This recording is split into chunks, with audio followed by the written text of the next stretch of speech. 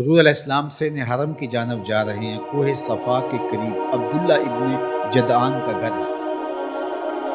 قریب سے گزرے تو آگے سے ابو جہل آ رہا ہے۔ حضور علیہ السلام جب اس نے دیکھا تو بدتمیزی شروع کی، وہ الجھتا چلا گیا، حتیٰ کہ اس نے ایک نوکیلا پتھر پکڑ کے حضور کو زخمی کیا اور آقا کے نازک بدن سے خون بہنے لگا۔ حکم جہاد نہیں آیا،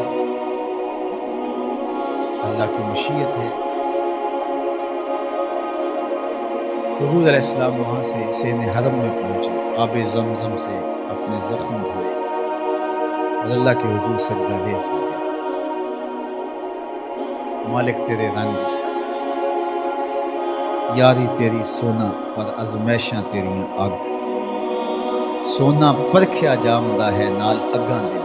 حضور کے چچا حمزہ بن عبد المطلب ابھی اسلام نہیں لائے تھے، شکار کرنے گئے۔ یہ جب شکار کر کے آتے تو بڑے اطراء کے چل رہے ہوتے، تو دو لونڈیاں آپس میں بات کر رہی تھیں کہ اگر اس کو پتہ ہوتا نا کہ اس کے بھتیجے کے ساتھ آج عمر بن حشام نے کیا سلوک کیا ہے تو آج اس کی یہ چال نہ ہو۔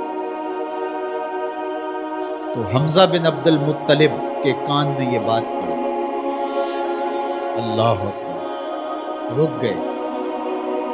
وہ جو فاخرانہ چال تھی تبدیل ہو گئی۔ تجسس سے پوچھتے ہیں کیا ہوا؟ انہوں نے ساری کہانی سنی، بس غصے میں آ گئے۔ کمان ہاتھ میں پکڑی تھی، اسی طرح سیدھا سین حرم میں پہنچے۔ صنادید قریش نشستیں جمائے بیٹھے تھے۔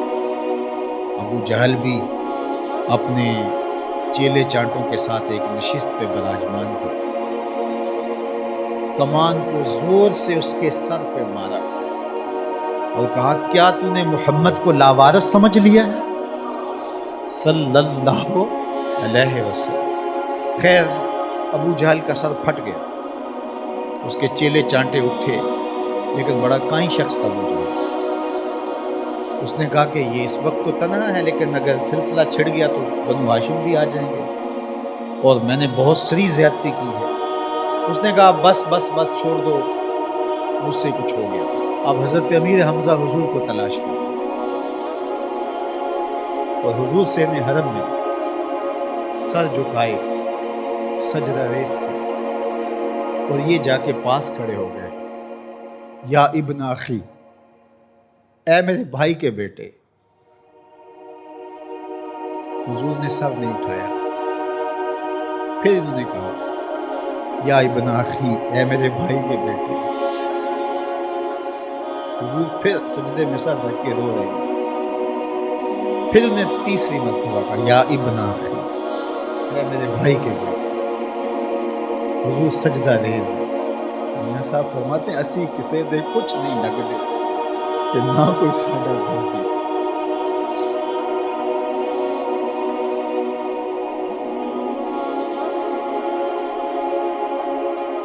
خیر، حضور نے سر انور اٹھایا تو کہا، بھتیجے تو خوش ہو جا، میں تیرا بدلہ لیا۔ حضور نے بڑی بے نیازی سے کہا کہ چچا، مجھے کوئی خوشی نہیں ہے۔ کہا، میں اتنے بڑے سورما کا سر پھاڑا۔ کہا، مجھے کوئی خوشی نہیں۔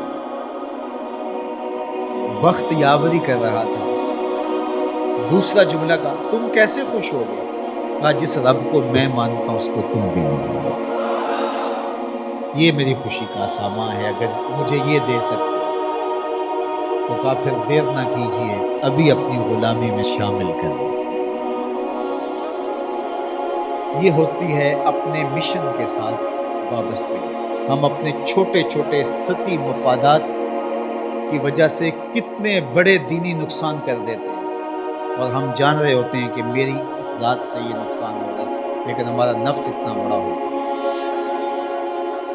لیکن یہاں مشن کے ساتھ وابستگی دیکھیے۔ وہ کہتے ہیں کہ بھتیجے بتاؤ تم کیسے راضی ہوتے ہو؟